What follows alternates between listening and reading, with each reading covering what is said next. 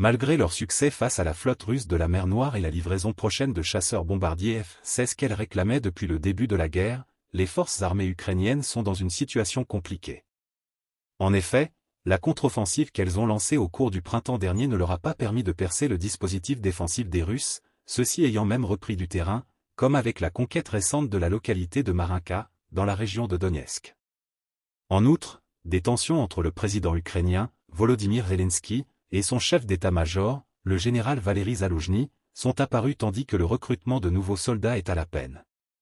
À cela, s'ajoute un approvisionnement en munitions et en armes de plus en plus incertain, la dynamique du soutien occidental à Kiev étant en perte de vitesse, comme l'a récemment souligné l'Institut Kiel, celui-ci ayant constaté une chute de 90% des aides nouvellement engagées entre août et octobre 2023 par rapport à la même période de l'année précédente.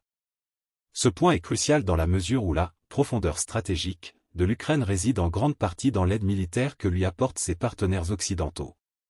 En attendant, le 27 décembre, les États-Unis ont débloqué une nouvelle aide militaire de 250 millions de dollars au profit de l'Ukraine. Les capacités fournies comprennent des munitions de défense aérienne, des composants de systèmes de défense aérienne, des munitions supplémentaires pour les systèmes d'artillerie à haute mobilité, des obus de 155 mm et de 105 mm, des munitions anti-chars et plus de 15 millions de cartouches, a détaillé le département d'État, via un communiqué. Seulement, il est probable qu'il n'y aura pas d'autres annonces similaires dans les semaines à venir, étant donné qu'il s'agit de la dernière tranche d'aide disponible, la Maison-Blanche ayant récemment prévenu qu'elle serait à court de financement pour l'Ukraine d'ici la fin de cette année, faute d'accord au Congrès sur de nouvelles ressources. Depuis le début de la guerre, les États-Unis ont accordé plus de 110 milliards de dollars à l'Ukraine. Une nouvelle aide, d'un montant de 61 milliards, est actuellement bloquée au Congrès, en raison de désaccords entre les républicains et les démocrates. Pour ne rien arranger, ceux-ci ne seront pas forcément enclins à faire la moindre concession, année électorale oblige.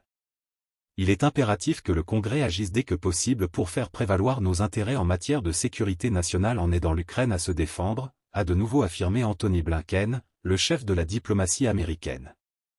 Cela étant, le ton a aussi changé à la Maison-Blanche. Encore récemment, le président américain, Joe Biden, affirmait que les États-Unis aideraient l'Ukraine, aussi longtemps nécessaire. Or, recevant son homologue ukrainien à Washington D.C., le 13 décembre, il a dit que cet appui durerait aussi longtemps que possible. Nous continuerons à fournir à l'Ukraine des armes et des équipements essentiels aussi longtemps que nous le pourrons. Mais sans financement supplémentaire, nous arrivons rapidement à la fin de notre capacité à répondre à ces demandes opérationnelles. Abonnez-vous à la chaîne pour ne rater aucune vidéo.